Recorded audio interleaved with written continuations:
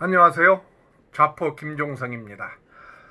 봄이 완연하게 오는 것 같습니다. 좀 찬바람이 불기는 하지만 그래도 날씨가 상당히 따뜻합니다. 신종 코로나19 바이러스로 인한 사회적 거리두기가 2주 더 연장이 되었습니다. 4월 19일까지 연장이 되었는데 그러다 보니까 자영업자들은 모두 울상이 되네요. 며칠 전에 제가 TV를 보는데 그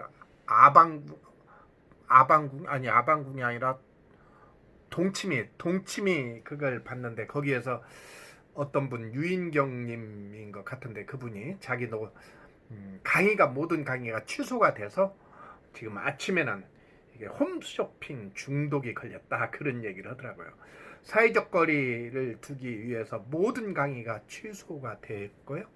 그래서 이제 우리 카페에서도 제가 진행하는 새싹반 강의도 지금 온라인 강의로 진행을 하고 있는데 의외로 온라인 강의를 하다 보니까 집중력이 좋다고 좋아들 하네요.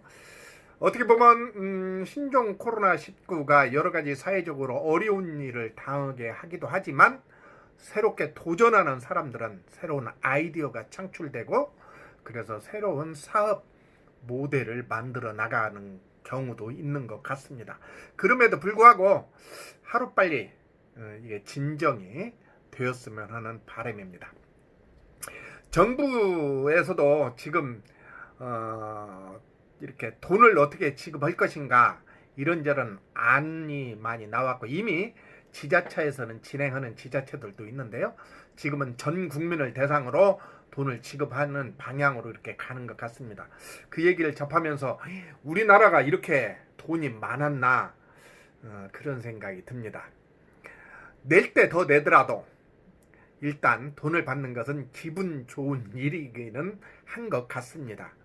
어찌보면 이게 조삼모사가 아닐까 그런 생각도 듭니다. 지금 돈을 받는다는 건 차후에 세금을 더 많이 거둘 수밖에 없겠죠.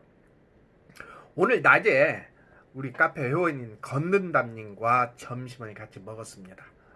지금 살고 있는 집을 제2동탄에 살고 있죠.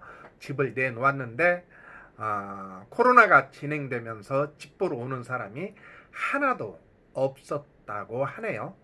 결국 지금 부동산 시장은 상당히 위축이 되어 있다고 볼 수밖에 없습니다. 지난 연말 혹은 금년 초에 많은 사람들이 2020년 부동산 시장을 전망할 때 국지적으로 지방은 조금 어렵지만 국지적으로는 상승 여력을 계속 가지고 갈 거다 그렇게 전망을 했는데요. 백약이 무효인 이 부동산 대책을 코로나19가 완전히 잡아버린 것 같습니다. 어떠세요? 여러분들이 가지고 있는 부동산들은 많이 올랐나요? 아니면 침체하고 있나요? 아니면 지금 내놓았는데 팔리지를 않고 있나요? 이렇게 팔고자 하는 사람들은 별로 팔리지가 않는데요. 또 시중에 나가서 집을 사고자 하는 사람들은 쉽게 살 수가 없습니다. 보니까 호가가 많이 올랐어요. 이런 와중에서도 호가가 많이 오른 것을 볼 수 있습니다. 아무튼 이렇게 코로나19가 전 세계를 휘어잡고 떠들썩하게 하는 와중에서도요. 우리 부동산 투자하는 사람들은 이런 와중에서도 몇 가지 정신 차리고 준비해야 될 일들이 있습니다. 첫 번째로는요. 주택임대사업자 등록을 한 사람들 중에 표준임대차 계약서를 작성하지 않은 경우에는 금년 정부에서 3개월간 유예 기간을 주었으니까 이 3개월 안으로 표준임대차 계약서를 작성해서 이렇게 신고해야 됩니다. 앞으로는 한 달 반 정도밖에 남지 않았기 때문에 지금이라도 꼼꼼히 체크해서 확인해 보셨으면 좋겠습니다. 두 번째로는요, 소득세를 내야 될 준비를 갖춰야 되겠죠. 왜 그러냐면 2020년부터, 그런 게 2019년 임대소득이 연소득 2천만 원 이하인 경우에는 소득세를 부과하지 않았지만 2019년분, 다시 말해서 2020년 5월에는 소득세를 내야 된다. 그래서 이 부분도 체크를 해 보셨으면 좋겠습니다. 더불어 최근에 법인 사업자를 낸 사람들도 이제 부가세를 신고해야 됩니다. 부가세 신고하는데 나는 뭐 거래가 없으니까 부가세 신고할 필요가 없다, 그렇게 생각하지 마시고 꼭 부가세를 세무사 사무실하고 확인해서 꼭 부가세 신고를 하셔서 불이익을 당하지 않았으면 좋겠습니다. 네 번째로는요, 지금 이제 공시가격이 발표가 됐죠. 그래서 여러분들이 가지고 있는 주택에 한해서 공시가격도 한번 체크를 해보셨으면 좋겠습니다. 오늘 오전에 신문을 보니까요, 고가주택에 대한 자금 출처가 의심되거나 실거래가 의무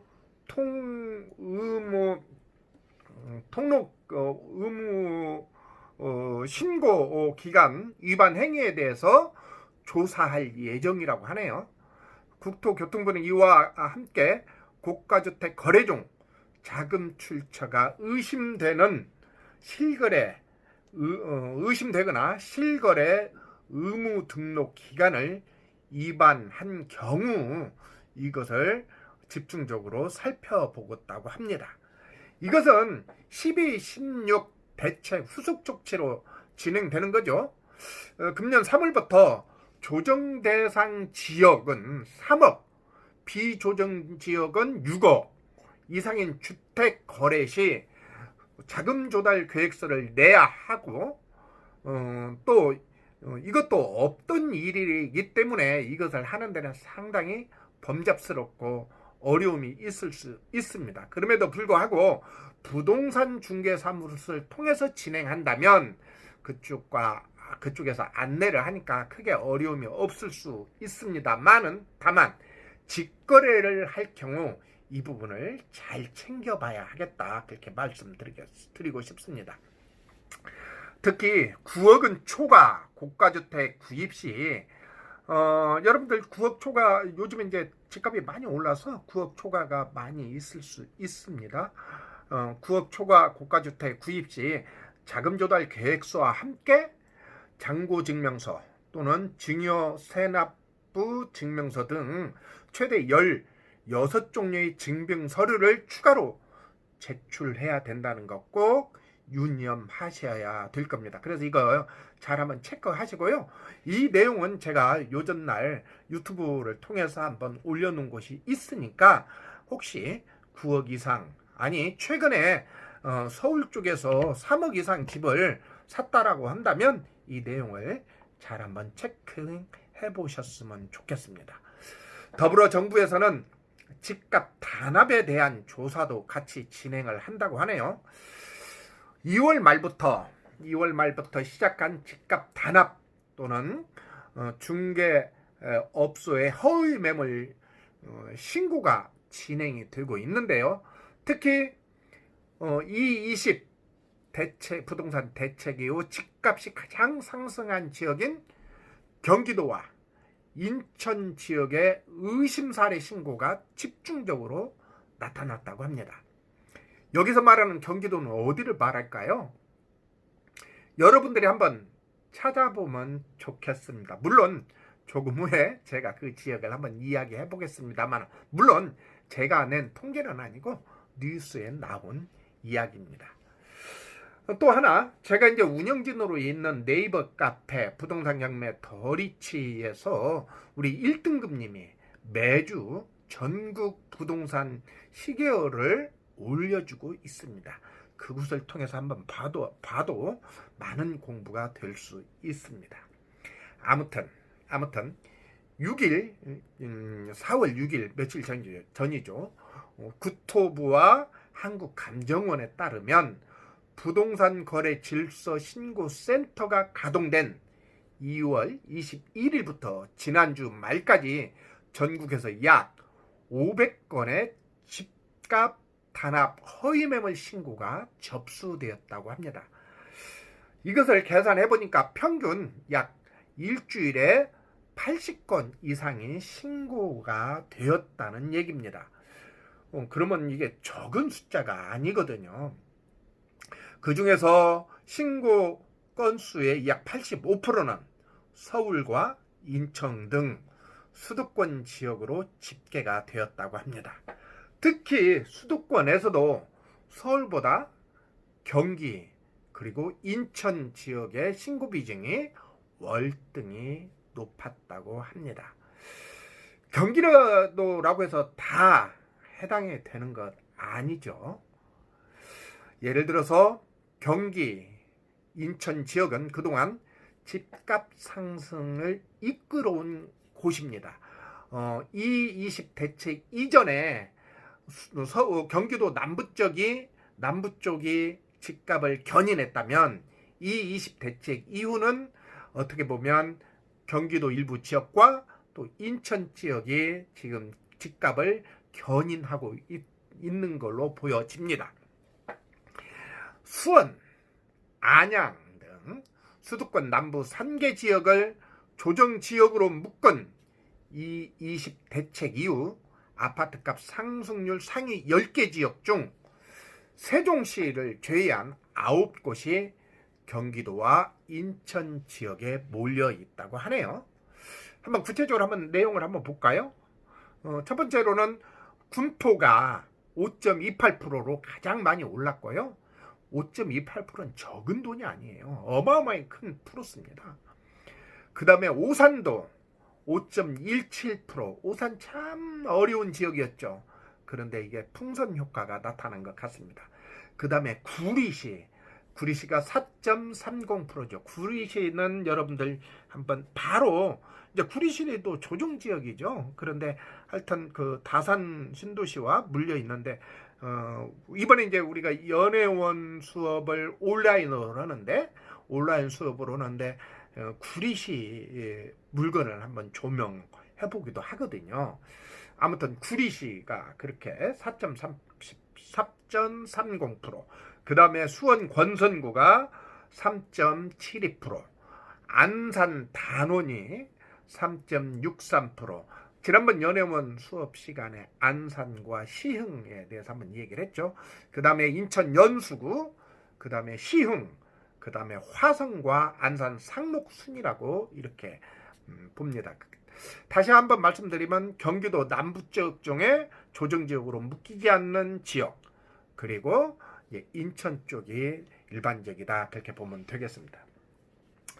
그동안 이런 단합 행위가 밝혀져도 제재해야 할 법적 근거가 뚜렷하지 않았었는데, 지난해 집값 단합과 허위 매물 등재 행위가 적발되면 3년 이하 징역이나 3천만 원 이하 벌금을 물리도록 공인중개사법이 개정돼 가지고 이번 조사에서 하면 걸리게 되면 첫 대상자가 되지 않을까, 그렇게 이야기를 하고 있습니다. 그런데 생각해보면 이런 일을 누가 할까요? 우리는 잘 이해가 가지 않죠. 단합을 여러분들이 했습니까? 아니면 허위 매물을 신고를 했습니까? 그럼에도 불구하고 이런 일들이 많이 벌어지고 있다, 그렇게 보면 되겠습니다. 여러분들은 그렇지 않죠? 그렇게 하고 싶어도 간땡이가 작아서 그렇게 할 수 없을 걸로 보여집니다. 아무튼 투명하고 불법 질서가 지켜지는 거래 행위가 이루어져야 거기서 손해를 보는 사람이 없지 않을까, 그런 생각이 듭니다. 자, 오늘은 4월 7일입니다. 이제 4월도 중순으로 접어드는데요. 우리 모두 건강 잘 지키고 사회적 거리 두기를 통해서 조금 더 확산을 막아봤으면 좋겠습니다. 또 하나, 지금이 부동산을 할 때인지 안 할 때인지 여러분들 예의주시해 봤으면 좋겠습니다. 그럼 저는 여기서 마치겠습니다. 안녕히 계세요.